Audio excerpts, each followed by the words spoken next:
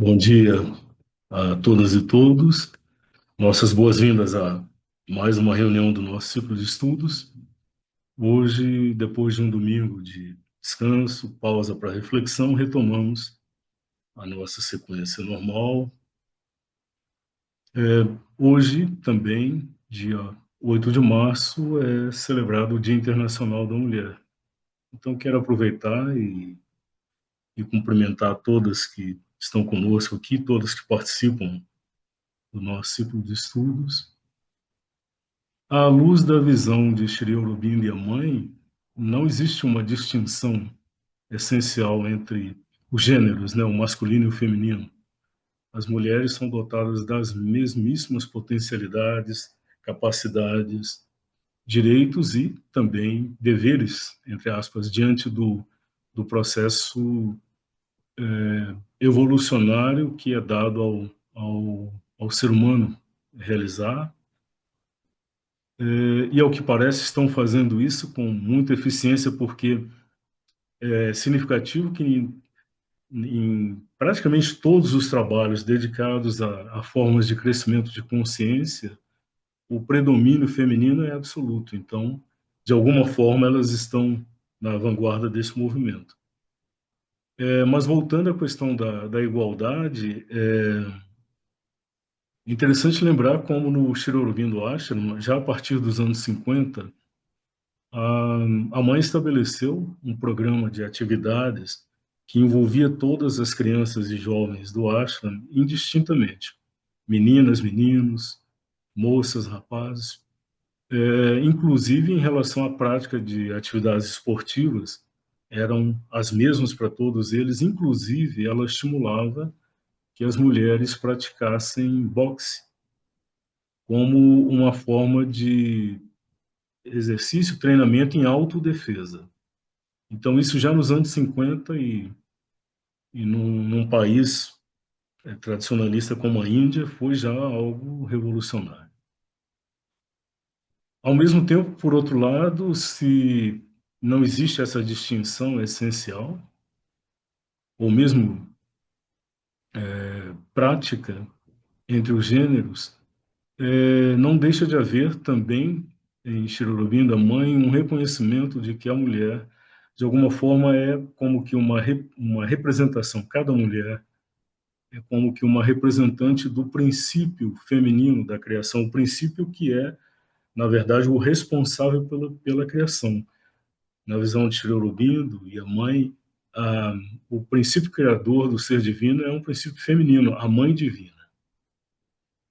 E de alguma forma, cada mulher como que representa a possibilidade da realização, da concretização no plano material, muito mais do que a tendência predominante na consciência masculina. Então é isso. É, vamos retomar hoje o estudo, a abordagem de alguns pensamentos e aforismos de Shri Aurobindo, e depois também mais uma passagem do capítulo 23 do Ciclo Humano. Mas como eu antecipei a uma ou duas reuniões passadas, acho que na reunião anterior do Ciclo Humano, eu traria nessas reuniões abordagens a como essa parte introdutória em que a gente faz como que o exercício da afinação dos instrumentos para depois ouvirmos a palavra de Shri Aurobindo e a mãe. Esse exercício que geralmente é feito com música ou música e imagens, ou seja, o exercício da percepção do ver, do ouvir como um, um exercício de aguçar a sensibilidade e, sobretudo, a receptividade. Então, eu disse que traria, eventualmente, músicas do Ano Novo de Sunil. E, na reunião anterior, trouxemos uma passagem da música, a parte inicial da música do Ano Novo de 1975, e hoje faremos o mesmo com a música do Ano Novo de 1979.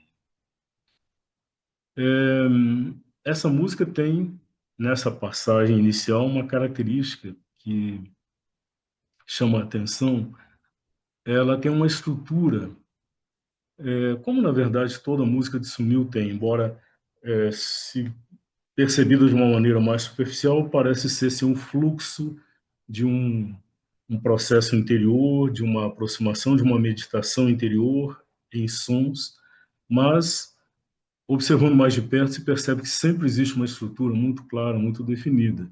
No caso dessa música de 1979, na parte inicial, aí é interessante relembrar, como já fizemos antes, como essas músicas geralmente são estruturadas. Quase todas elas, com pequenas variações, seguem a mesma estrutura. Eu falo das músicas para o Ano Novo, né, que Sunil compôs entre 1965 e 1998, o ano em que ele deixou o corpo. Elas sempre começam com uma célula inicial que foi selecionada, que Sunil extraiu dos arquivos, das gravações feitas pela mãe, geralmente improvisando ao harmônio ou ao órgão elétrico. Então ele extrai daí um motivo que dura entre 20 e 30 segundos, mas que dá como que uma célula, a semente a partir da qual ele vai desenvolver toda a meditação, que se estende geralmente entre 20 e 30 minutos das músicas de Ano Novo. Então sempre existe essa célula inicial da mãe, depois vem uma, uma introdução inicial, geralmente instrumental, mas em alguns casos que inclui também algum canto, como nesta música que vamos ouvir hoje. Depois, essa introdução inicial se estende entre 5, 8 minutos aproximadamente. Depois vem uma passagem que ele inclui sempre uma invocação, uma prece extraída das preces da oração, meditação, outras mensagens da mãe. Inicialmente, até meados dos anos 80, esta invocação era recitada por um grupo de pessoas de Auroville, um grupo de vozes masculinas. A partir, então, de meados da década de 80, acho que 86, 87, ele passa a entregar essa invocação a vozes individuais, uma voz feminina e uma voz masculina. E depois, na invocação, se segue um canto, geralmente extraído de alguma das escrituras, dos hinos védicos ou outras escrituras indianas, e, por fim, uma meditação mais estendida, geralmente instrumental. Então, essa é a estrutura básica de todas as músicas, também dessa que vamos ouvir hoje, mas ouviremos somente a parte inicial, nem vamos ouvir hoje a invocação, a prece, somente a parte inicial, porque ela tem uma característica muito peculiar, que acho que é significativa. Ela tem uma alternância, um diálogo entre duas vozes, vozes instrumentais. São dois timbres instrumentais, de instrumentos eletrônicos. Essa música é quase que inteiramente eletrônica, e aí se evidencia esse prodígio, esse milagre também que Sunil faz, que é transformar instrumentos eletrônicos, que em princípio serão considerados frios, porque ele não tem a mesma interação que um instrumento analógico teria, não tem a mesma interação que permite um violão, um violino ou um tambor, mas de qualquer maneira, mesmo com os sinais eletrônicos frios, ele consegue transformar isso numa voz a serviço das vozes dos mundos interiores, sobretudo da alma e, quem sabe, também de planos mais altos. E este é um milagre que se renova a cada nova música de Sunil. Então, eu dizia, aqui nós temos dois timbres, são bem distintos, acho que vai ser fácil perceber. Um primeiro timbre, que virá logo depois da célula inicial da mãe, é um timbre que ele obtém no sintetizador, um timbre de muita elevação, muita nobreza, muita força, mas muita nobreza, muita dignidade. Então, eu me permito associar esse timbre à voz do sol. Se o sol cantasse, entoasse, tivesse uma voz, eu costumo pensar que seria alguma coisa como esse timbre que ele utiliza. E na sequência vem um outro timbre bem distinto, com uma característica, uma natureza bem distinta também, que eu associaria a uma dimensão mais próxima, mais humilde, por assim dizer. Lembrando sempre, humilde vem de humus, vem de terra. Então é como se fosse um diálogo entre uma expressão do sol, uma expressão da terra, que eu associaria aqui também a uma expressão mais específica da terra, que é a flor. Então podemos fantasiar aqui um diálogo entre o sol e uma flor. Então haverá uma alternância. Primeiro o sol vai entoar como que o seu canto, há uma resposta da flor, o sol novamente canta, aí vem um hino védico, que será, então, ouvido na voz de um grupo de cantores, que inicialmente faz um revezamento, uma voz feminina e esse grupo. Nesse grupo de vozes, não sei quantas são, mas é um pequeno grupo de vozes, é possível ouvir a voz do próprio Sunil. Então é uma particularidade aí que em algumas poucas músicas acontece, onde ele canta também nesse pequeno coral. Então, naquele coro que vai entoar o hino, prestem atenção na voz, uma voz masculina que se destaca, que é a voz do próprio Sunil. Então, depois retorna o canto o diálogo, a alternância, o sol novamente, e depois os dois instrumentos, os dois timbres cantam juntos. Aí a imaginação é como se sol e flor, sol e terra cantassem juntos. Por último, o sol vai entoar como que a última palavra. Isso vai ficar perceptível aqui na nossa apresentação, porque na parte onde o sol canta, virão imagens do sol. Quando é a flor que canta, serão imagens de flores.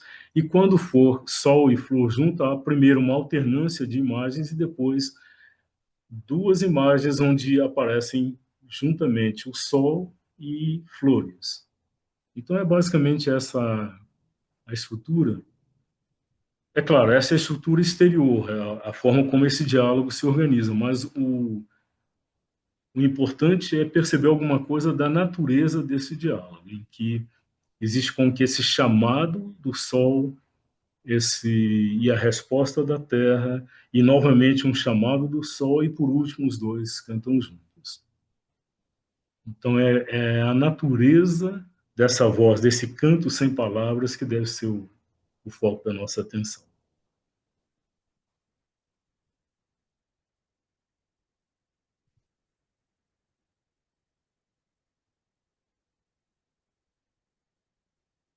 Então, a parte inicial da música para o Ano Novo de 1979.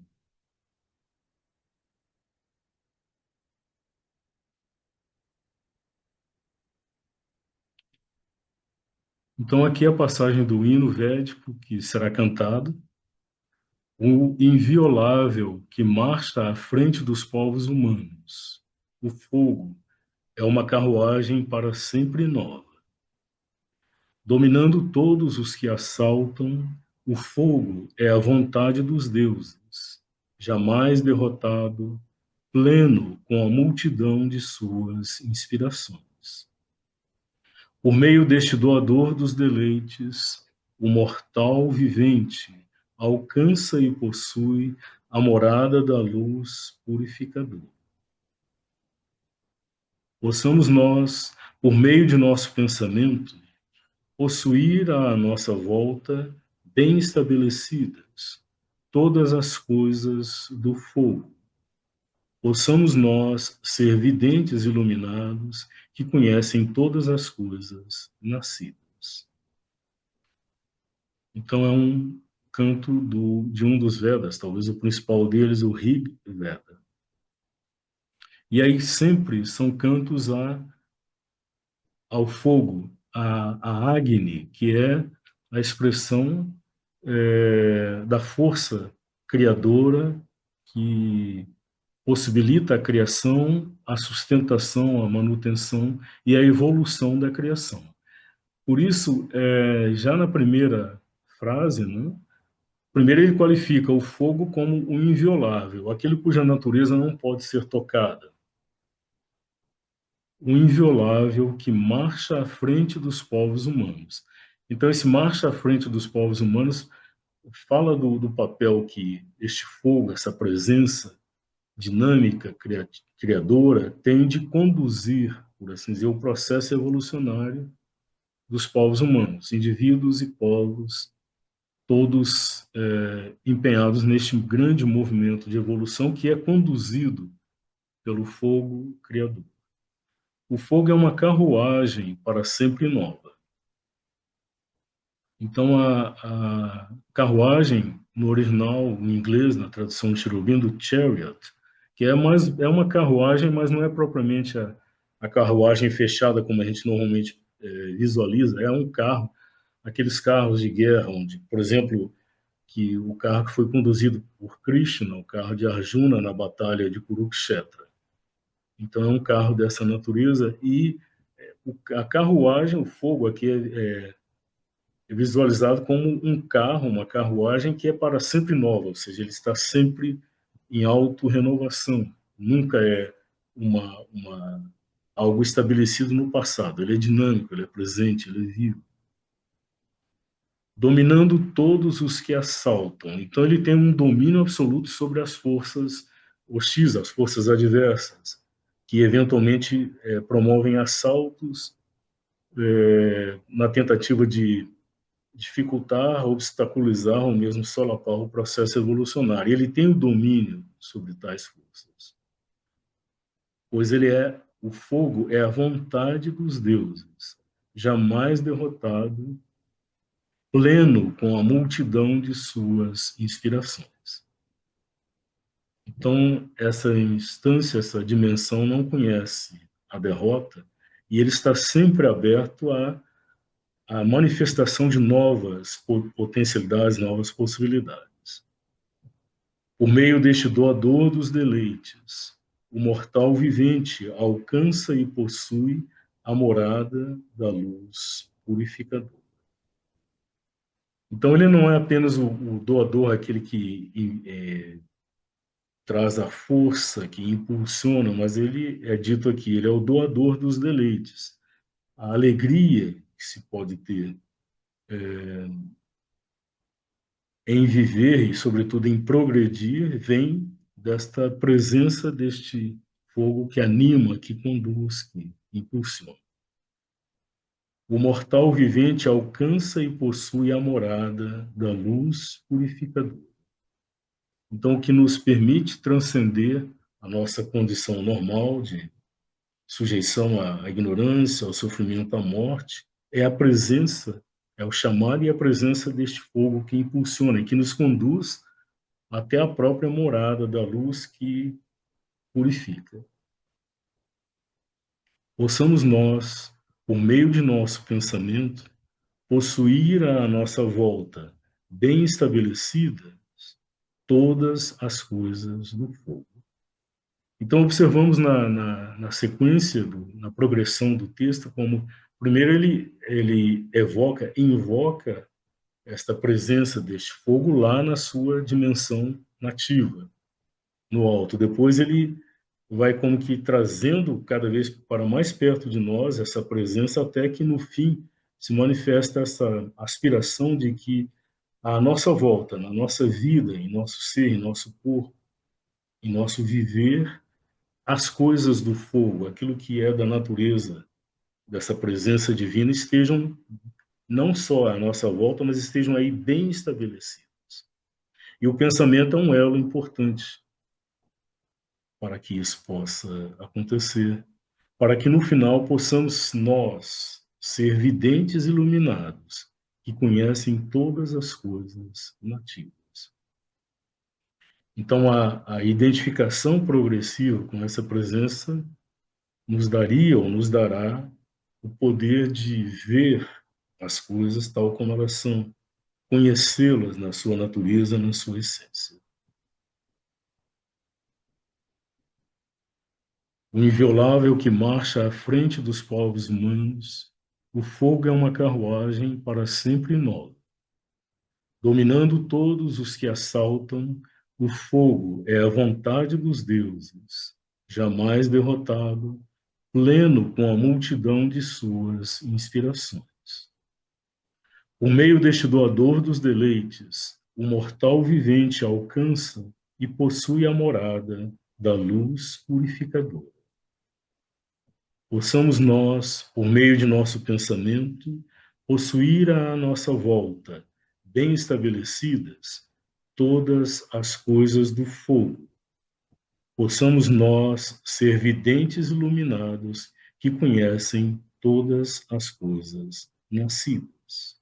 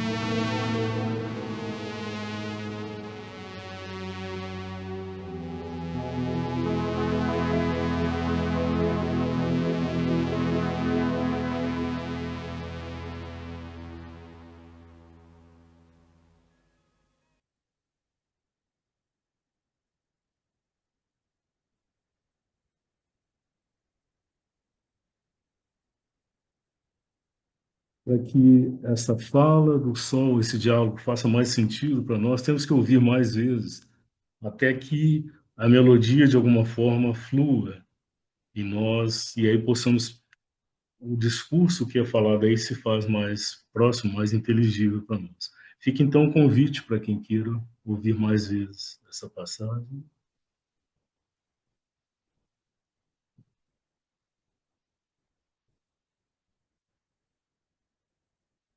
Então, começamos pelos pensamentos e aforismos de Shri Aurobindo.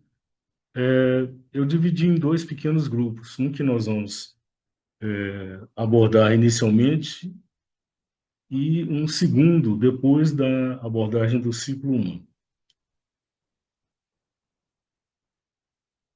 Então, já de alguma forma fazendo menção à temática do que estamos ouvindo nesse capítulo do ciclo humano, enfim, todo ele está considerando as formas de regulação, de governo, de estabelecimento de relações coletivas entre as coletividades humanas que, de alguma forma, expressem a verdade da dimensão interior.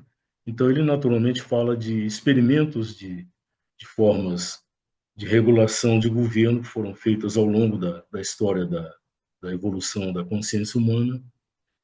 Então, aqui nesse aforismo, ele nos fala que anárquico é o verdadeiro estado divino do homem no fim como no começo. Mas no meio, ele nos levaria direto ao diabo e seu reino. Anárquico se refere à anarquia. Nós já ouvimos a definição do dicionário de anarquia, que é um estado em que não existe uma hierarquia de poderes, de governança entre coletividades e indivíduos. Não existe um governo acima dos indivíduos que determine a maneira como as relações dessa sociedade ou entre os indivíduos vai acontecer. Então, a anarquia, muito frequentemente, o termo é usado aqui na nosso uso mais usual como sinônimo de bagunça, de desordem, né? Está uma anarquia, é como se fosse uma desordem, mas o sentido original do texto não é esse. Então, essa ausência de hierarquia de governo, de comando, este é o verdadeiro estado divino do homem. Então, nós ouvimos já aqui no próprio ciclo humano como o Sri Aurobindo sugere o que ele chama de uma anarquia divina, ou seja, uma ausência de uma hierarquia de controle, de governo, mas que só é possível estar ausente porque existe uma autorregulação interior de cada indivíduo e essa regulação de cada indivíduo está absolutamente em harmonia, em consonância com o todo. Então, ela jamais vai como que entrar em desarmonia, em desacordo ou ferir a verdade do todo. Mas a sequência do que nos fala no fim como no começo. Então, no fim, ele sugere que o que virá, o estado que virá um dia, quando houver essa presença, essa realização em nível coletivo dessa dimensão interior, inteiramente alinhada à verdade da realidade do ser e da existência, então é fácil entender porque no fim ele é, prevê que haja esse estado de anarquia. No começo não é tão claro. Aqui não fica muito claro porque se pensarmos no começo dos agrupamentos humanos, talvez não houvesse bem no início algum tipo de governança, mas muito provavelmente ou muito rapidamente surgiram até por necessidades práticas de sobrevivência a necessidade de algum tipo de liderança, algum tipo de condução nesses grupos. Até nos agrupamentos animais, nos bandos animais, existem as lideranças. Então, não fica muito claro esse estado do começo a que se refere, se seria algum estágio anterior ao que nós reconhecemos como a história da evolução humana. Então, isso aqui fica em aberto, mas se ele o afirma, não é de forma gratuita, leviana. Ele diz que no começo, no início de tudo, estava esse estado desta anarquia, que corresponderia a esse estado divino verdadeiro no humano. Mas no meio, ele nos levaria direto ao diabo e seu reino. Então, o meio é onde estamos. É a nossa capacidade ou incapacidade de autorregulação ou de estabelecer relacionamentos em que haja um perfeito equilíbrio entre direitos e deveres. Então, no nosso estágio, onde estamos, pretender estabelecer alguma sociedade sem nenhum tipo de regra, de código de conduta que seja reconhecido e observado por todos, levará diretamente aqui a anarquia naquele sentido pejorativo. Anarquia como bagunça, como confusão, como desordem, caos. E isso é o que ele nos diz, direto ao diabo e seu reino. É claro, naturalmente, que Cherubino não está tornando real aquela figura do diabo, mas me parece que é interessante lembrar a própria etimologia da palavra diabo. Ela tem em si um di que expressa divisão, duplicidade. Então, é o reino onde se estabelece a divisão, a confusão, a desordem, o conflito, o choque, onde cada um vai buscar a, a realização dos seus desejos, dos seus interesses, custe o que custar. Então, não estamos ainda neste estágio, porque, de alguma forma, algum tipo de governança, de regulação existe. Mas se pretendêssemos que já estamos prontos no presente estágio do desenvolvimento humano para estabelecer uma anarquia, aquilo que, de certa forma, John Lennon, na música Imagine, ele imagina aquela utopia, onde não exista governo, não existe, ele canta em um determinado verso, above us only sky, acima de nós só o céu, ou seja, não existe nada acima, nenhum poder acima. Mas isso, se é algo a ser realizado, ainda não está no presente estágio humano, no ponto de poder ser implantado aqui. Isso tem relação direta com o que vamos ouvir no próximo aforismo. Governos, sociedades, reis, polícia, juízes, instituições, igrejas, leis, costumes, exércitos são necessidades temporárias a nós impostas por alguns grupos de séculos, porque Deus escondeu sua face de nós. Quando ela nos aparecer de novo em sua verdade e beleza, então nesta luz elas se desvanecerão. Então o que vai se desvanecer quando esta presença divina se mostrar novamente sem nenhum véu, nenhuma nuvem que a obscureça?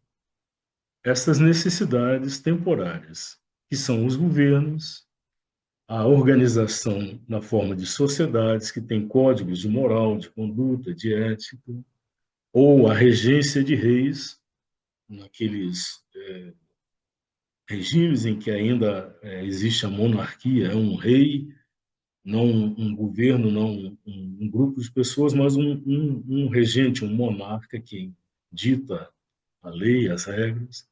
A polícia como essa força de dissuasão, o uso da força legalizada, o uso pelo Estado da força, para, de alguma forma, exercer alguma força de intimidação, de regulação, de imposição de limites. Os juízes, aqueles que julgam, que consideram o que está em conformidade com os princípios de ética, de conduta aceitos pelas sociedades, as instituições em geral, as igrejas, que também, cada uma delas estabelece códigos de conduta. As leis, enfim, de uma forma mais ampla, as leis que regem a vida civil, os costumes. Então, aí, mais do que as leis, o código escrito, os costumes, aquilo que é herdado como costume de uma determinada cultura e que rege e que muitas vezes, eventualmente, pune severamente qualquer desvio do que é considerado um costume a ser observado, a ser aceito. Os exércitos, então, aí também a força utilizada pelo Estado. A previsão aqui seria que seriam exércitos de defesa, mas eventualmente, como temos visto, eles se tornam uma força de agressão. Tudo isso são necessidades temporárias a nós impostas por alguns grupos de séculos, porque Deus escondeu sua face de nós. Então, por alguns grupos de séculos, na verdade, já são milênios, né? Desde o começo da história humana, algum código, algum conjunto de códigos precisou existir para reger ah, o comportamento dos indivíduos e coletividades. Isso porque Deus escondeu sua face de nós. Será aquele Deus lá, aquele ancião de barbas lá no trono, que ficou, de alguma forma, ou irado, ou entediado, ou cansado, e aí se afastou, se escondeu atrás das nuvens? Ou ele estaria falando justamente dessa presença, dessa dimensão interior em nós que está hoje totalmente oculta, totalmente velada, em nível individual e muito mais ainda, se pode dizer, em nível coletivo. Então, essa presença que seria a, a nossa afinação, nossa harmonia automática, por assim dizer, com uma forma de interação, de relacionamento, de conduta, onde a necessidade, a verdade individual estaria automaticamente, por assim dizer, alinhada às necessidades do grupo, do coletivo. Então, isso se perdeu para nós. Não temos essa presença que indica, que conduz. Então, aí, todas essas formas de regulação se tornaram necessárias. Quando, no entanto, ele nos diz, ela nos aparecer de novo, a face de Deus, podemos pensar acima de nós, mas também dentro de nós. E não apenas como o juiz, o julgador, o juiz severo que vai então ditar normas e códigos, mas quando ela nos aparecer em sua verdade, então a sua presença é a irradiação, é a expressão, a manifestação natural da verdade, da lei que rege a tudo e a todos a partir da verdade do ser, da verdade da existência. Mas não apenas a verdade unida à beleza, porque nos é dito que a beleza é um aspecto da manifestação do divino na matéria, no cosmos, no universo, que não pode ser dissociada da verdade. Ela é tão parte, tão importante nessa manifestação quanto a própria verdade. E quando essa luz irradiar de novo, de cima estivermos abertos, receptivos a ela, e de dentro estivermos em condições de ver, de reconhecer, de aceitar e de manifestar essa presença, a lei da verdade de cada um de nós, então aquelas necessidades, aquelas imposições lá desaparecerão porque não serão mais necessárias. Não haverá necessidade de governo, de códigos de conduta coletiva, de polícia muito menos, de juízes, de igrejas, de leis, costumes, menos ainda exércitos, porque o indivíduo e a coletividade serão capazes de uma autorregulação que só favorecerá a expressão da verdade, do bom, do belo.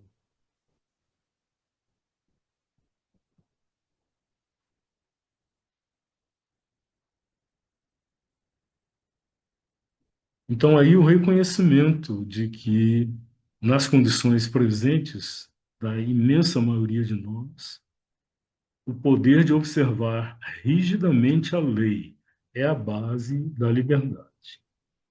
Por isso, na maioria das disciplinas, a alma tem de suportar e cumprir a lei em seus membros inferiores, antes de poder se elevar à perfeita liberdade de seu ser divino. Aquelas disciplinas que começam pela liberdade são apenas para as almas poderosas, que são naturalmente livres ou que alicerçaram a liberdade em vidas anteriores.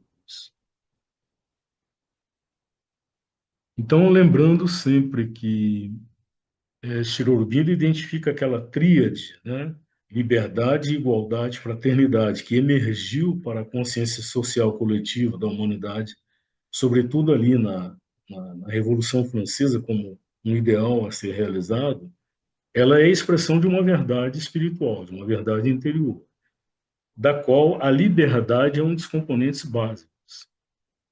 Só que o que nos é dito aqui, para que possamos realizar em plenitude essa liberdade plena, interior, espiritual, temos que ser capazes, primeiro, de observar rigidamente a lei. Esta é a base. Não chegaremos a realizar nenhuma liberdade verdadeira se não formos capazes de observar a lei. E aí tem duas palavras aqui que chamam a atenção. Primeiro, o poder. Então, observar a lei voluntariamente não é uma ação de disposição casual, é uma força, é um poder. Temos que ter o poder de nos voluntariamente escolher estar, delimitar a nossa força, a nossa ação, a expressão dos nossos impulsos e desejos. E ele diz observar rigidamente. Eu não tenho aqui a palavra que foi usada no original, mas essa tradução da casa certamente é fiel. Então, observar com rigor, se não vamos dizer com rigidez, mas pelo menos com rigor. Então, não é observar de forma leviana, conveniente, onde me convém eu observo, aceito, onde não convém, eu dou um jeitinho de escapar, não. Observar com rigor a lei. Esta é a base da liberdade.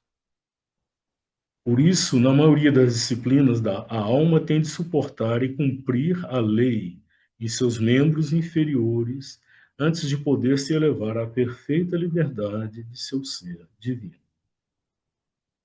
Então, a liberdade perfeita do ser divino é aquilo que é assegurado desde sempre e será como que a consumação natural do processo da evolução da consciência humana. Mas para chegar lá, ele diz, na maioria das disciplinas. Aqui é interessante lembrar que, por exemplo,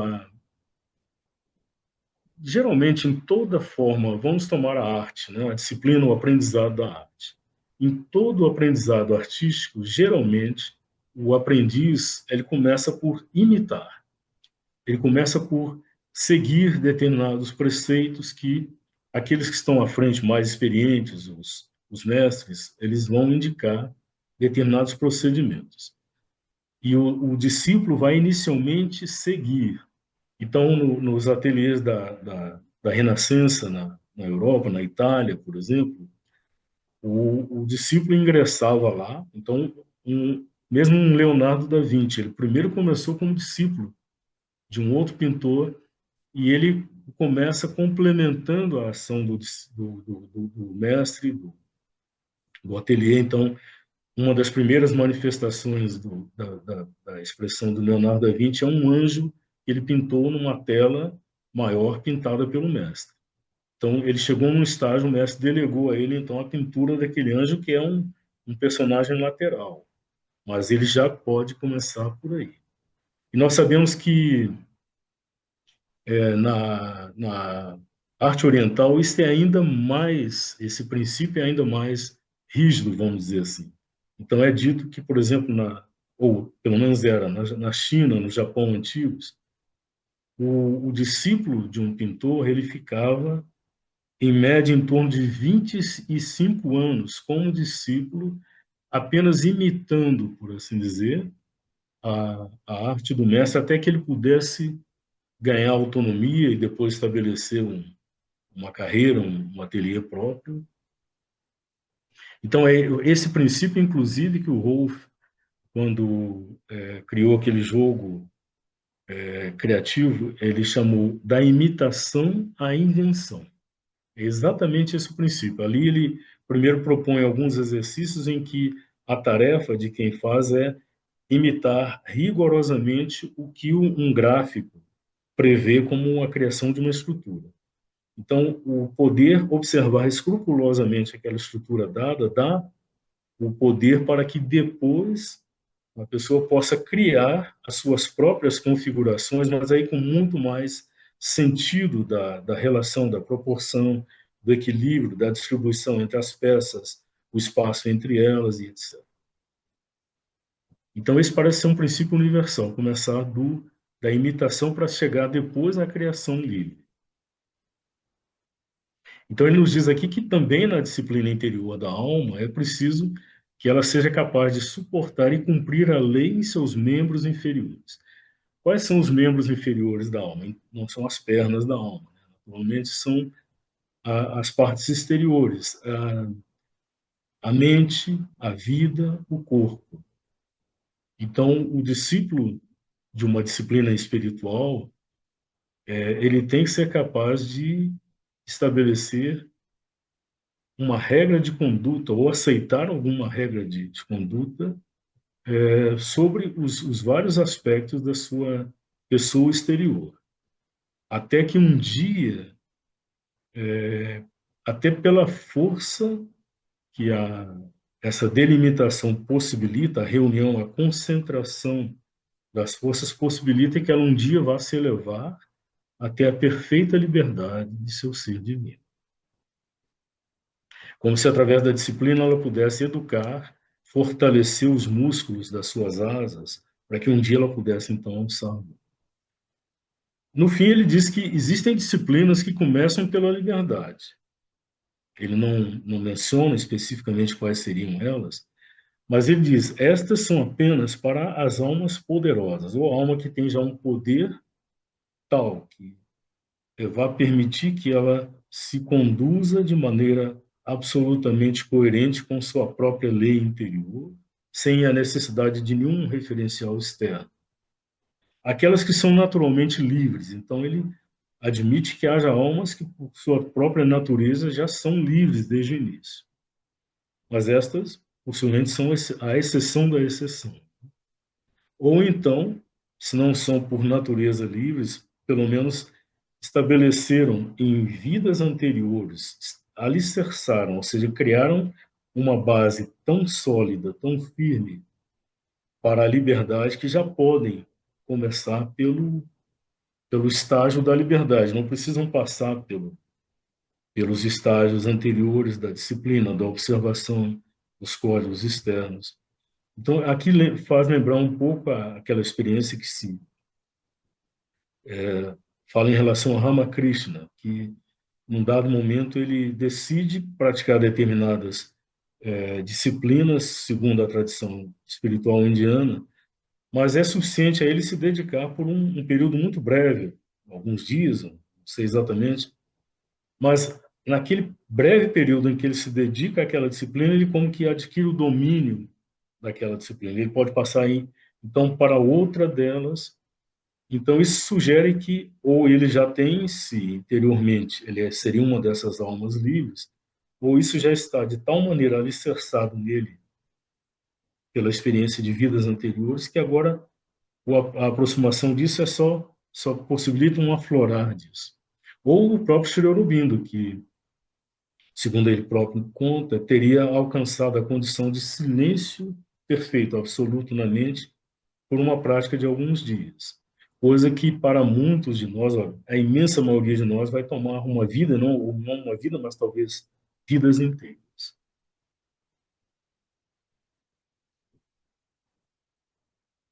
Então, a capacidade, a possibilidade de viver e expressar a liberdade está baseada no poder de observar a disciplina.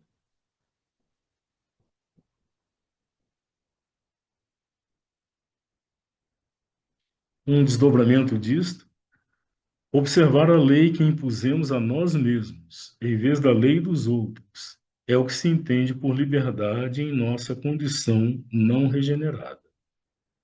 Somente em Deus e pela supremacia do Espírito podemos fruir uma perfeita liberdade. Então, aqui ele já nos fala de um estágio posterior ao estágio da sujeição pura e simples às normas de conduta exteriores.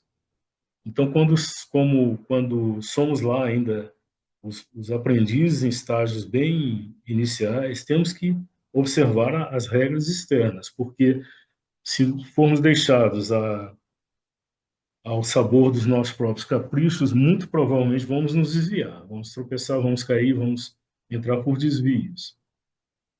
Então, é preciso observar essa lei externa. Mas chega um estágio, isso é o que esse aforismo nos aponta, em que é possível que o indivíduo já estabeleça uma lei, um código de conduta, uma norma de conduta própria, dele próprio. Se não é ainda a expressão pura, não distorcida da verdade da alma, mas pelo menos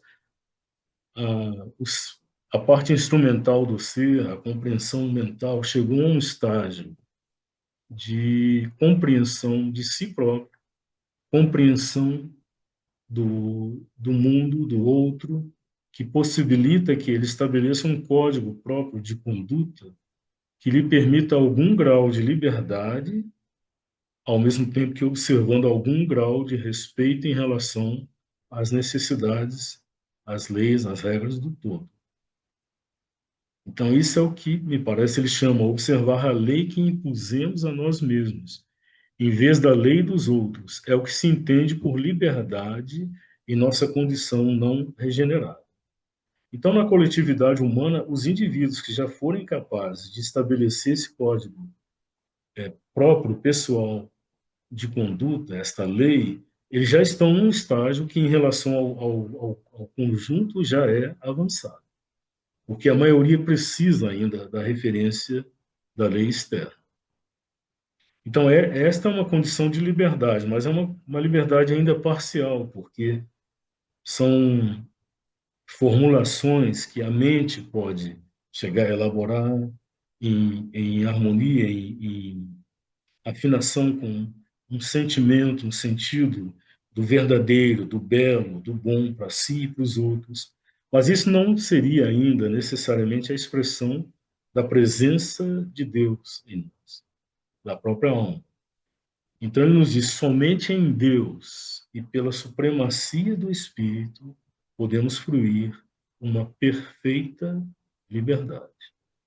Então podemos chegar nesse estágio intermediário em que existe alguma liberdade. Não estamos mais tolhidos pela sujeição mecânica automática às leis externas, porque já compreendemos que é possível cumprir a lei, também a lei coletiva, sem que seja por uma imposição. Então, se eu vou observar uma regra do trânsito, não é porque eu tenho medo de que, se eu não observar essa regra, eu vou ser multado, mas é porque eu compreendo que, para que o trânsito flua da melhor forma possível, melhor que cada um siga as regras, esteja na sua mão, siga os limites de velocidade que cada lugar possibilita. Então, já é uma adesão voluntária, porque ele compreende que isso é o melhor para ele próprio e para o todo. Ele não está apenas seguindo algo que, se soubesse que não existe nenhuma coerção externa, o guarda do trânsito, ou se não existe um radar, então eu vou me permitir andar em qualquer velocidade, atravessar qualquer sinal. Então já é uma regulação interna, já é um grau de liberdade. Mas ele nos diz: a perfeita liberdade ela só advém quando tivermos essa plena identificação com essa presença de Deus em nós, acima de nós, e quando o espírito tiver a supremacia. Então, não mais os impulsos, movimentos da mente, do corpo, da vida, mas é o espírito, através da alma, quem rege o ser. Então, uma perfeita liberdade se torna possível.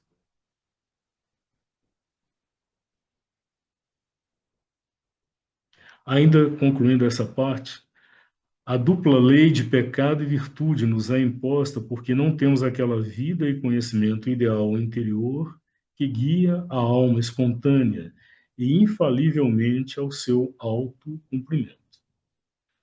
A lei do pecado e da virtude cessa para nós quando o sol de Deus brilha sobre a alma. Na verdade e no amor, com seu esplendor revelado. Moisés é substituído por Cristo, o Shastra pelo Veda. Então, esse aforismo, de certa forma, faz uma síntese de tudo o que nós ouvimos antes. Só que aqui ele especifica qual é ou a lei principal, talvez, que rege a conduta moral, a conduta ética do ser humano, da coletividade humana, é ainda a consciência de pecado e virtude, ou seja, existem ações, comportamentos, posturas que corresponderiam ao que se apreendeu do que seria verdadeiro, certo, bom e belo para si próprio e para o outro. E existem posturas que desviam disso. Então, pecado e virtude aqui não tem esse sentido necessariamente de condenação, mas é o sentido de estar alinhado com esta lei ou estar fora dela. Mas esta dupla lei, então, onde regem em igual medida, se contrapondo em igual proporção, pecado e virtude, ela só nos é imposta porque não temos aquela vida e conhecimento ideal interior que guia a alma de forma espontânea e infalível para o seu autocumprimento. Então, como não estamos ainda alinhados a esta lei interior, então precisamos de referências externas e aqui na conduta é muito forte a herança, sobretudo aqui para nós nessa herança da cultura judaico-cristã, a noção de pecado e de virtude é muito forte. Mas são regulações que ainda estabelecem alguns limites que, enquanto não estamos alinhados à alma, são úteis. Mas a lei do pecado e da virtude cessa para nós quando o sol de Deus brilha sobre a alma. Então é interessante essa imagem que ele usa, o sol de Deus brilha sobre a alma. Então o sol, como o sol físico, que teria o poder de dissipar nuvens, véus, obscuridades, escuridões. Então ele dissipa essa mistura complexa que para nós é este jogo de alternância de pecado e virtude. Isso pode se dissipar porque o sol, a presença de Deus, vai irradiar com seu esplendor revelado. Naquilo que possa ter de verdade, no que chamamos virtude, ou naquilo que chamamos pecado, como desequilíbrio, desvio, mas a essência disso é uma coisa que está além, que transcende pecado e virtude.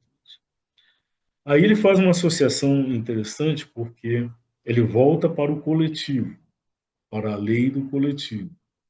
Então ele nos diz, Moisés é substituído por Cristo. Então aqui ele nos fala de códigos, por assim dizer, de condutas que foram primeiro trazidos por Moisés. Moisés, na tradição judaico-cristã, é aquele guia, condutor lá do povo judeu que sobe no Monte Sinai e desce de lá com os comandos, as tábuas dos 10 mandamentos. Então é uma lei restritiva, toda ela é baseada no não farás isto, não farás isso, não farás isso. Por quê? Naquele estágio, aquele povo, aquela cultura precisava desses limites restritivos. Não matar, não roubar. Então, para quem tem já algum alinhamento com alguma percepção interior, não precisaria ter uma lei dizendo externamente para não matar e não roubar, porque isso é contrário à sua natureza. Mas naquele estágio do desenvolvimento humano, aquilo era necessário. Então, é uma lei, basicamente, traz o princípio da justiça. Moisés é substituído por Cristo. Então, qual é a lei que o Cristo traz? Ele traz a lei da fraternidade. Então, não mais a justiça como princípio determinante, mas a fraternidade, o amor universal. Então, é um avanço imenso do ponto de vista da, de código de conduta, se podemos chamar assim, no caso daquilo que o Cristo trouxe, que ainda não foi plenamente vivenciado. Pode ser que por alguns indivíduos, mas as coletividades humanas ainda estão longe de vivenciar e expressar isso. E no Oriente ele fala o Shastra pelo Veda. Eu não tenho conhecimento do que seriam os Shastras, mas muito, pela coerência do texto aqui, muito provavelmente são códigos de conduta também. Talvez onde os sacerdotes determinam lá uma sequência de regras, de códigos que serão observados por todos. Então, mais do que, de novo, um código restritivo, uma outra indicação agora de conhecimento positivo, que é o que o Veda parece trazer. Então, ele nos, como que faz a síntese de tudo que foi ouvido até aqui, reafirmando que leis, regras exteriores são necessários no estágio em que ainda vivemos, sobretudo no estágio coletivo. Já tivemos recentemente experiências em que ficou evidente que, sem qualquer código de conduta coletiva, em questão de dias, a confusão, a desordem, o caos se estabelecem. Então, esses códigos são necessários para a conduta individual, porque o indivíduo também, nós também, nos tornamos facilmente presas de nossos próprios impulsos e desejos e vontades, se não observamos também algum princípio de conduta, mas que no processo evolucionário, à medida em que nos abrimos para essa presença de Deus acima e dentro de nós, essas referências, essas muletas exteriores vão se tornando desnecessárias, porque vamos aprendendo cada vez mais a caminhar pelas próprias pernas, seguir aquilo que primeiro extraímos dessa presença e depois a própria presença, a própria luz da presença sendo o nosso guia, o nosso condutor.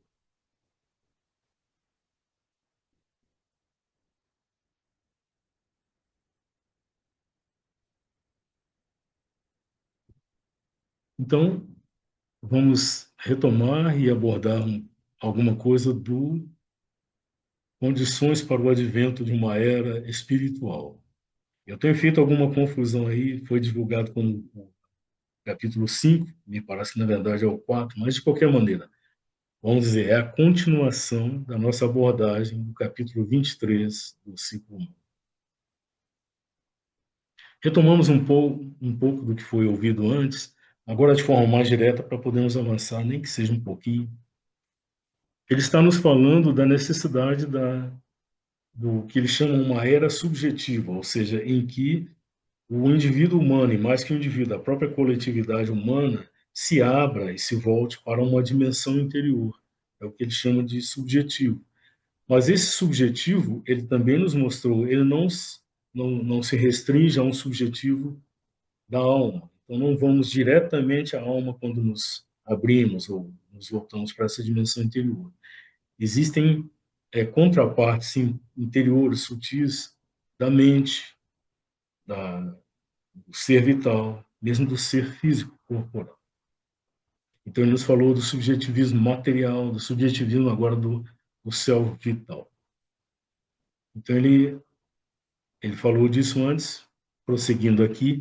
Além, contudo, do subjetivismo do self vital, existe a possibilidade de um subjetivismo mental e mesmo de um subjetivismo psíquico, que poderia inicialmente, talvez, apoiando-se na ideia já realizada da alma como sendo vida em ação, mas corrigindo-a, aparecer como um pragmatismo altamente mentalizado, mas que poderia posteriormente erguer-se à ideia mais alta do homem como uma alma que se desenvolve individual e coletivamente na vida e no corpo, através do jogo de uma existência mental em constante expansão. Então, seguindo aquela progressão evolucionária da matéria para a vida, da vida para a mente, da mente para a dimensão da alma, então a abertura a essas dimensões subjetivas também seguiria essa progressão. Mas aqui ele traz essa percepção interessante que é o que ele chama a ideia já realizada da alma como sendo vida em ação. Então, a alma não está separada da dimensão do que chamamos vida, mas é essa dimensão de uma forma mais dinâmica, se se pode dizer assim, e que exerce uma ação corretora, uma ação reguladora sobre ela. E isso poderia surgir inicialmente como um pragmatismo altamente mentalizado. Então, a primeira, quando a mente estabelece algum tipo de regulação sobre a, a vida e o corpo, ela geralmente faz isso com disciplinas pragmáticas para obter da vida do corpo o melhor rendimento possível, por assim dizer. Isso mas é só um estágio que poderia posteriormente erguer-se a ideia mais alta do homem como uma alma. Então, o homem não é apenas o corpo, não é a vida, não é a mente, mas é uma alma que se desenvolve individual e coletivamente, na vida e no corpo. Então, há uma dimensão coletiva da alma, não apenas a dimensão individual, através do jogo de uma existência mental em constante expansão. Então, corpo, vida e mente são instrumentos da alma no seu, na sua relação com a existência, com a realidade. Mas em constante expansão, em constante mudança, em constante progressão. Esta ideia maior poderia realizar que a elevação da existência humana advirá não por meio da eficiência material somente, ou pelo complexo jogo de seus poderes vitais e dinâmicos, dominando, com o auxílio do intelecto, as energias da natureza física para a satisfação dos instintos de vida, o que poderia ser somente uma intensificação de seu presente modo de existência, mas através da grandeza de seu ser mental e psíquico, e de uma descoberta que traga à frente uma organização de sua vasta natureza subliminal e de suas forças.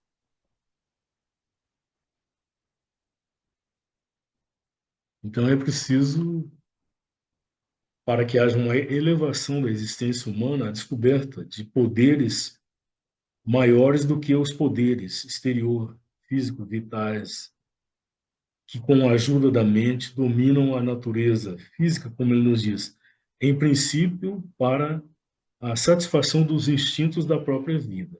Então, a própria mente se coloca a serviço da satisfação dos instintos vitais. Então, isso seria uma intensificação do presente modo de existência.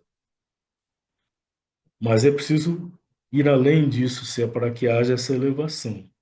Então, é preciso que o ser mental humano seja engrandecido. E não só o ser mental, mas o ser psíquico. E que haja uma descoberta que traga à frente uma organização de sua vasta natureza subliminal e de suas forças. Então, cabe à consciência humana descobrir que existe muito mais por detrás dessa aparência, frente, né, composta por corpo, mente e vida. Há uma dimensão, uma vastidão de natureza subliminal que está aí abaixo da superfície ou atrás dela, e as forças que a regem que têm que ser trazidas à frente também.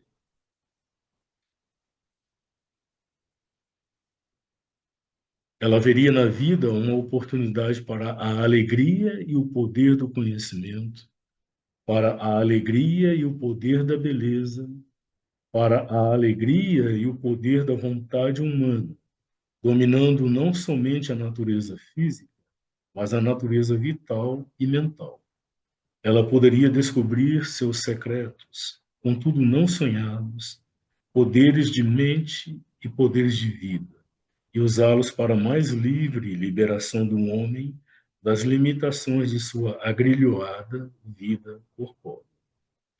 Ela poderia chegar a novas relações psíquicas, a um mais soberano poder da ideia de realizar-se no ato, meios anteriores de superar obstáculos de distância e de visão que poderiam lançar na insignificância mesmo as realizações miraculosas últimas da ciência material. Então, aquela subordinação de toda a ação a princípios utilitários, pragmáticos, quando não egoísticos, né, que é como normalmente os impulsos humanos são manifestados para a realização dos interesses e vontades pessoais, ou de grupos, ou de uma elite, de uma corporação, mas é muito mais do que isso. Poderia haver essa abertura para esta visão de que a vida é uma oportunidade não para o ganho, para o acúmulo, ou para a afirmação das conveniências e confortos da vida física, material e mental, mas para a alegria e o poder do conhecimento. Então, o conhecimento já não mais como ferramenta também utilitária, ou ferramenta de dominação mesmo, mas como expressão de alegria e poder, para a alegria e o poder da beleza. Então, o conhecimento pela alegria e poder do conhecimento, a alegria, a beleza pela alegria e poder da beleza, não para usos utilitários do conhecimento e da beleza. Para a alegria e o poder da vontade humana. Então, a compreensão da vontade humana como a expressão de um princípio dinâmico, que também é legítimo e deve ser manifestado não como um princípio de dominação do outro, da natureza, mas manifestando uma verdade, uma força, um poder em si. E que estabeleça um domínio não apenas sobre a natureza física, mas também sobre a natureza vital e mental.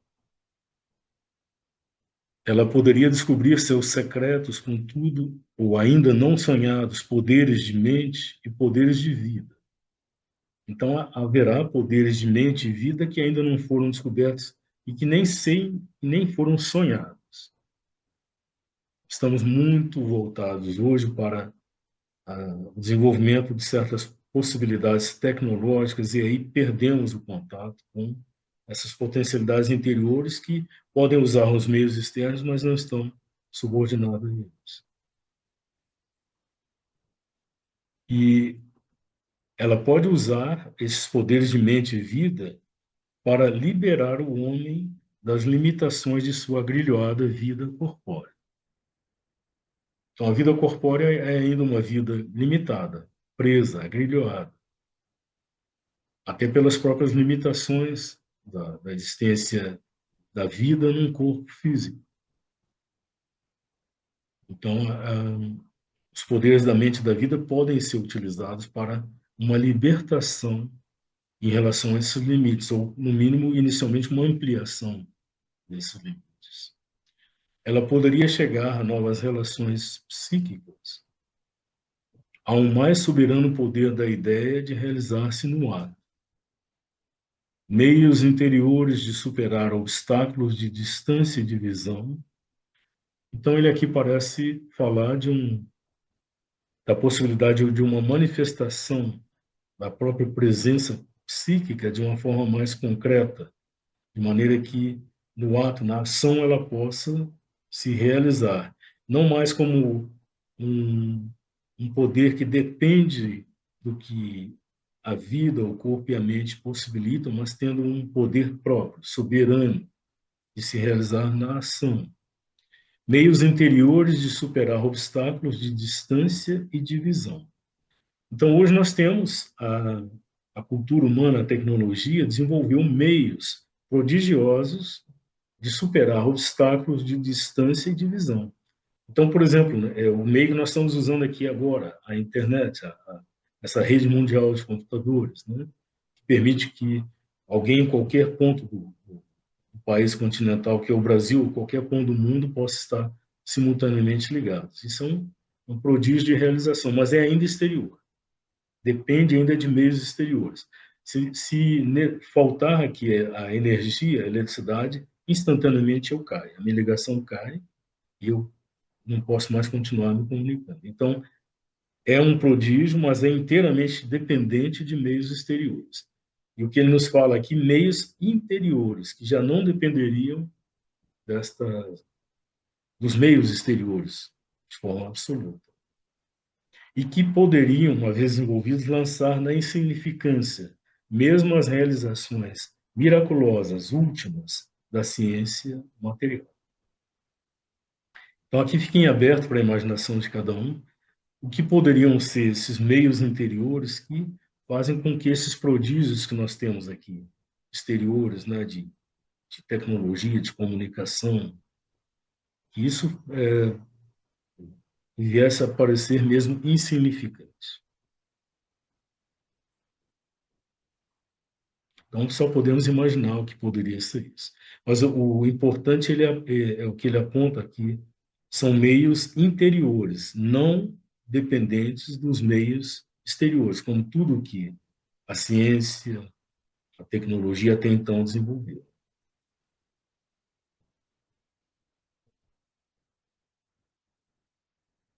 Um desenvolvimento dessa espécie está distante o bastante dos sonhos da massa dos homens, mas há certos pálidos sinais e presságios de uma tal possibilidade. E ideias que conduzem a ela já são possessão de um grande número de pessoas, e são talvez a esse respeito a vanguarda ainda não reconhecida da humanidade. Não é impossível que atrás das confusas vozes matutinas da hora, uma luz dessa espécie, ainda abaixo do horizonte, possa estar esperando para acender em seus esplendores. Então, pelo que podemos entender, já naquele momento em que ele escreve isso, ele identifica que há sinais, embora esse desenvolvimento interior ainda esteja distante do sonho da massa dos homens, mas já havia sinais dessa possibilidade e mesmo havia já aflorando em consciências individuais, ele chega a dizer um grande número de pessoas. Então, talvez cientistas, talvez artistas, talvez investigadores, pesquisadores da dimensão interior espiritual, como ele próprio, que já como que vislumbravam estas possibilidades que a massa da humanidade ainda sequer sonhava. Então ele dizia, não é impossível que atrás das confusas vozes matutinas da hora, então aquele momento era um anúncio ainda confuso, uma aurora que se anunciava, mostrando uma possibilidade, uma luz dessa espécie. Mas este sol estava ainda abaixo do horizonte. Mas que ele ali esperava para poder acender com seus esplendores. Então ele já está acendendo, ele está ainda abaixo do horizonte? Não sabemos. O fato é que mais e mais nós podemos estar aqui hoje, nesse momento, ouvindo isso e de alguma forma, isso tem alguma ressonância cognitiva em nós. Não? Isso não parece absurdo ou irrealizável. Né? Então, alguma coisa já também vai se disseminando aos poucos na massa da humanidade. Tal virada do pensamento, esforço, ideias de vida humanos, se apoderar da mente comunal, levaria evidentemente a uma profunda revolução por toda a inteira extensão da existência humana. Ela lhe conferiria desde o começo um novo tom e atmosfera, um espírito mais elevado, horizontes mais vastos, um propósito maior. Ela poderia facilmente desenvolver uma ciência que levaria os poderes do mundo físico a uma real e não apenas contingente e mecânica subjugação e abrir, talvez, as portas de outros mundos. Ela poderia desenvolver uma realização de arte e beleza que faria da grandeza do passado uma coisa relativamente diminuta e salvaria o mundo do espantosamente insensível reinado da feiura utilitária que mesmo agora o aflige. Então, ele nos fala de uma postura que é uma virada, é uma abertura para uma outra perspectiva, uma outra forma de ver, tal virada do pensamento, mas não só do pensamento, do esforço, do empreendimento dinâmico do ser humano, das ideias, das concepções de vida, todos da dimensão humana, o pensamento, o esforço, as ideias de vida. Isto que ele nos disse na parte anterior, que já começa a alvorecer em mentes individuais, se isto se apoderar da mente coletiva, da mente comunal, ou no momento em que isso fizer isto, isso levaria evidentemente a uma profunda revolução por toda a inteira extensão da existência humana. Esta virada de pensamento, essa nova postura de consciência, lhe conferiria à, à existência humana, desde o começo, um novo tom e atmosfera, um espírito mais elevado, horizontes mais vastos, um propósito maior. Porque ele nos mostrou antes tudo aquilo que até aqui despontou, ainda o fez em grande medida de uma maneira subordinada aos impulsos mais imediatos, ao sentido utilitário, que a mente e a razão fazem os poderes dela própria, da vida e do corpo. Então, isso traria um novo tom, uma nova atmosfera, um espírito mais elevado, uma ampliação, horizontes mais vastos e, sobretudo, um propósito maior. Porque nossos propósitos são ainda confusos. Há um grande entrechoque de propósitos que tentam promover algum interesse maior coletivo, mas isso se choca com nossos propósitos menores que vão na direção da realização de nossos interesses mais imediatos. Então, se desponta um sentido de que os bens, mesmo os bens materiais que a humanidade pôde desenvolver e reunir, eles teriam que ter uma melhor distribuição pelo todo da humanidade. Mas isso entra em choque às vezes, naqueles que propõem que venha esse ideal de melhor distribuição, de maior igualdade, mas muitas vezes na existência pessoal individual estão ainda apegados aos bens, aquilo que já reuniram, alcançaram. Então, ainda esse choque, o propósito maior fica confuso, fica diluído. Não a partir dessa virada, se ela for disseminada na mente coletiva. Se ela for se espraiar, disseminar na mente coletiva, ela poderia facilmente desenvolver uma ciência que levaria os poderes do mundo físico a uma real e não apenas contingente e mecânica subjugação. Então, contrapondo isso à ciência que temos hoje, que tem algum domínio, o que ele chama de subjugação, tem algum domínio, mas talvez controle de determinados processos físicos.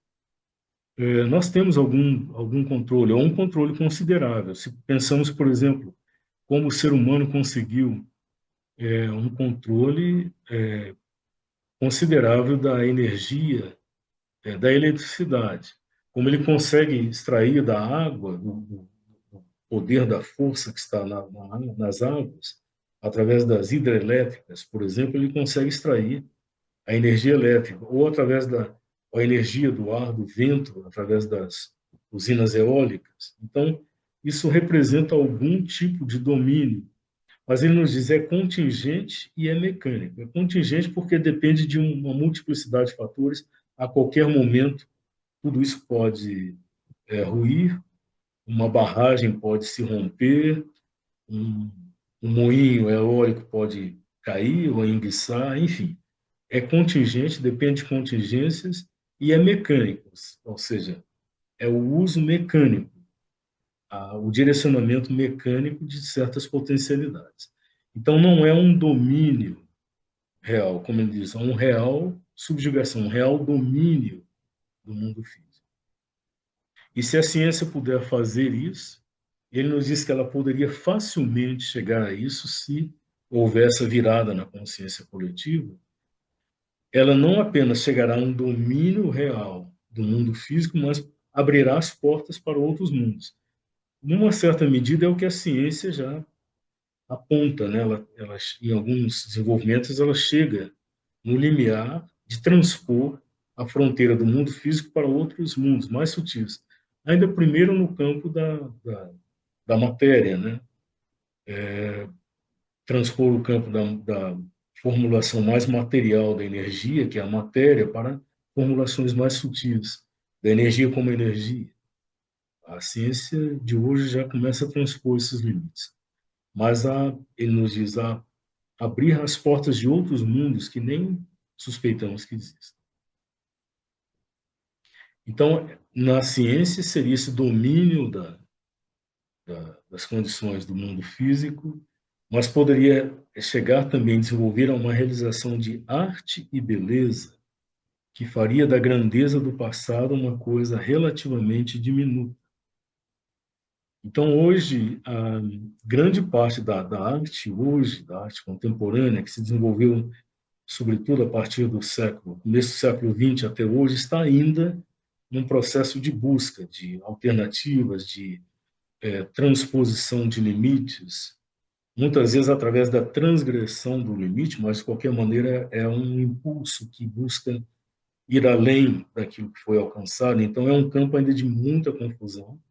É como se fosse um canteiro de obras, onde reina uma tal confusão que é difícil saber quem está construindo ali, quem está demolindo, enfim. É o nosso presente estágio, o estágio da arte contemporânea, em grande medida é isso. Às vezes se desponta uma ou outra realização que aponta para uma realidade futura, a música de Sunil, por exemplo. Mas, em geral, é ainda uma realização que faz com que a realização do passado ainda apareça como sendo a grandeza do passado. Então, se olharmos para a arte da Renascença italiana, ou a arte da escultura grega, ou a arte indiana antiga, então aí vemos como no passado se ou a arte, a construção das catedrais góticas. Então houve no passado realizações que permanecem como referências de grandeza. E essas realizações novas, de que ele fala, poderiam ser de uma tal dimensão e ordem que poderiam fazer dessa grandeza do passado uma coisa relativamente diminuta. Então, mal podemos imaginar o que seria isso, né? E, sobretudo, salvaria o mundo do espantosamente insensível reinado da feiura utilitária que mesmo agora o aflige.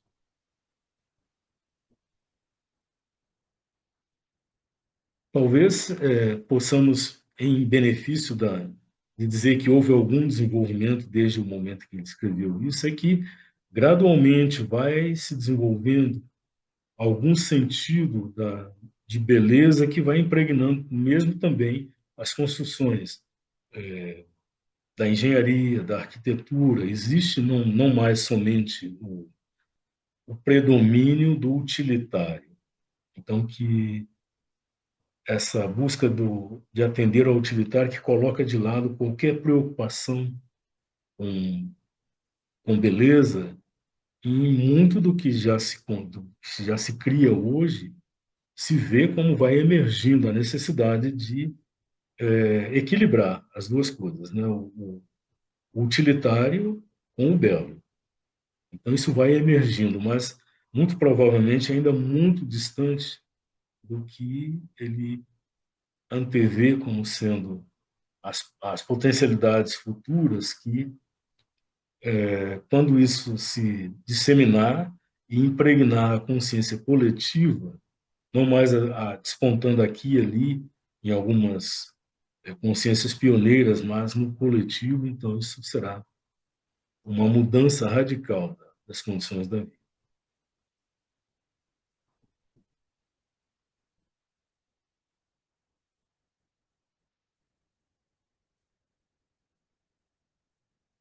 Avançamos bem pouco, acho que foi praticamente só um passo, mas foi um pouquinho. Eu gostaria de concluir ainda lendo um dos aforismos que eu havia selecionado para o final. Não serão os que havia selecionado, todos pela hora.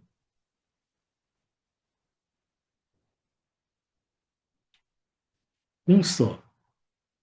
E aí depois podemos concluir.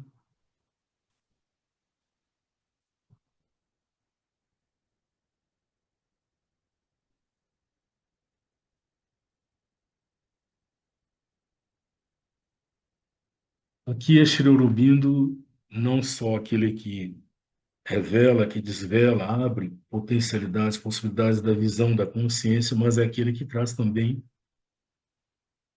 algum conforto, uma consolação para a nossa presente condição humana. Se teu coração estiver perturbado dentro de ti, se durante longos períodos tu não tiveres feito nenhum progresso, se tua força falhar e reclamar, lembra-te sempre da palavra eterna de nosso amante e mestre. Eu te libertarei de todo pecado e mal. Não te aflijas.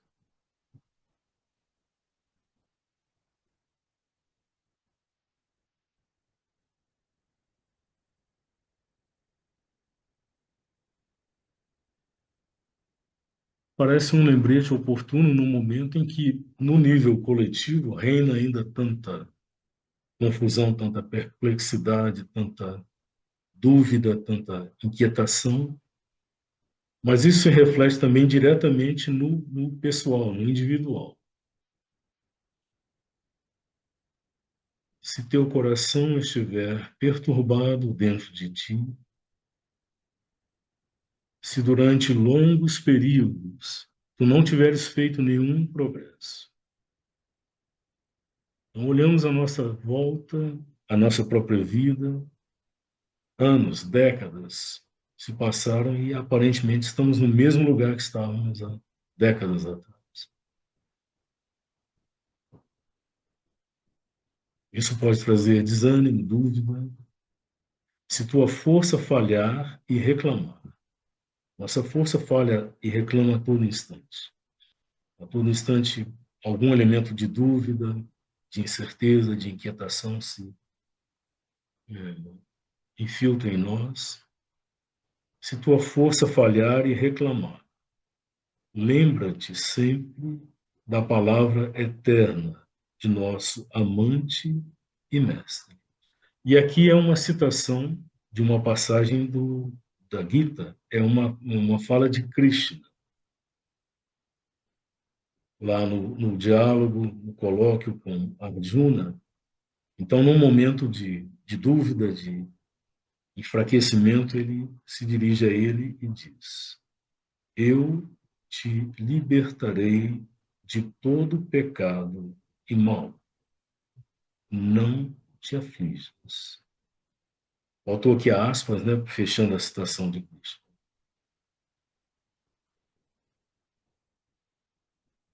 Eu te libertarei de todo pecado e mal.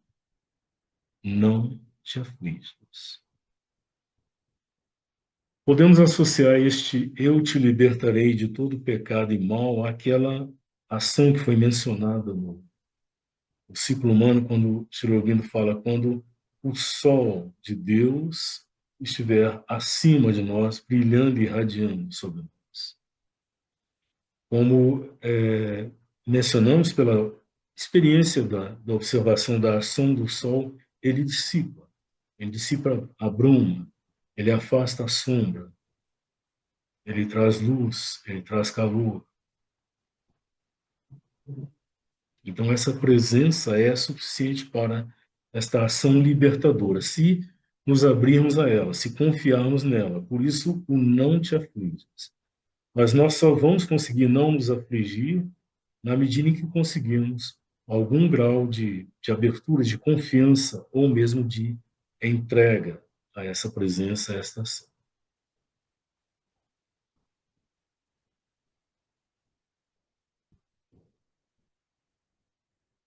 Se teu coração estiver perturbado dentro de ti, se durante longos períodos tu não tiveres feito nenhum progresso, se tua força falhar e reclamar, lembra-te sempre da palavra eterna de nosso amante e mestre. Eu te libertarei de todo pecado e mal. Não te aflijas.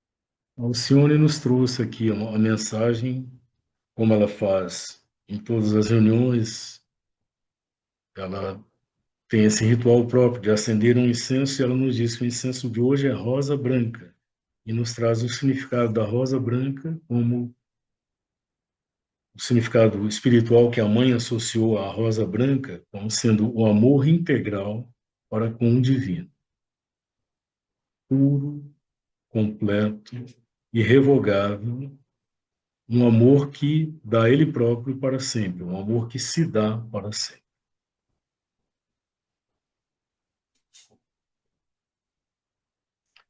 Talvez por coincidência, a primeira flor que apareceu na nossa apresentação é uma rosa branca que começa a se abrir.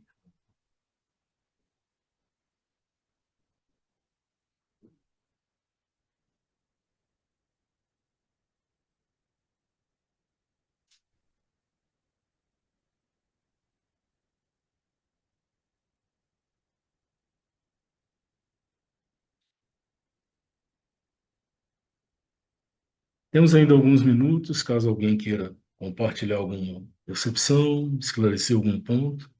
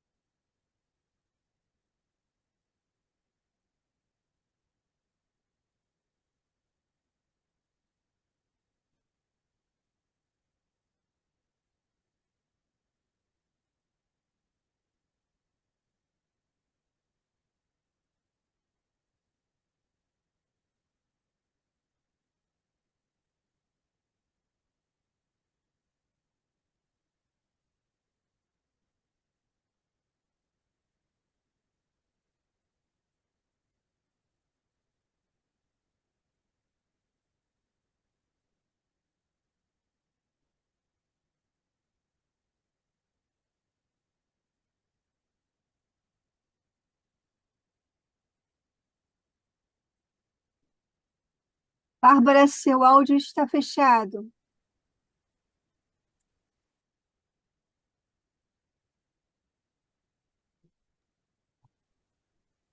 Tá me ouvindo agora? Sim, Então, aí eu tinha feito, conforme estava falando, um arranjo com essas florinhas brancas e essa aqui, essa verdinha. E aí o Sérgio saiu e foi para a rua, enquanto eu estava na live, e voltou da rua com essa rosa cor-de-rosa e essa rosa branca. Olha só, entendeu? Achei o máximo. É, sim, Bárbara. a Realmente, coincidências. Quer dizer, convergência, né? isso, entendeu? Muito bom. E mais uma vez agradecer a vocês todos, né, pela oportunidade de estar com vocês. Nem sempre eu consigo agora, mas estou me esforçando para participar o máximo que eu puder. Tá? Certo. Gratidão a todos. Bom domingo e feliz Dia das Mulheres aí para as mulheres. E gratidão aos homens que nos permitem ser mulher na nossa plenitude. Tá? Que eu acho que é o caso de muitos de vocês aí. Tá? Bom dia. Tchau.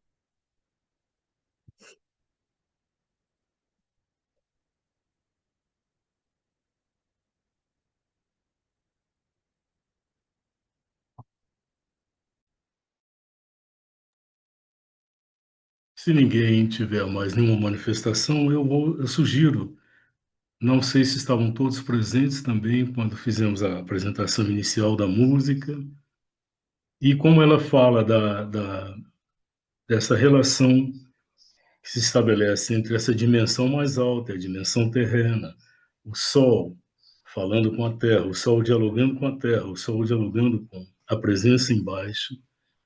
Então, eu vou sugerir que concluímos com essa apresentação e aí fechamos. Já de antemão, desejando a todos e todas um bom domingo, uma boa semana. Vamos prosseguir na próxima semana com o estudo da síntese do yoga, no sábado, a leitura de audição de leituras de Ru.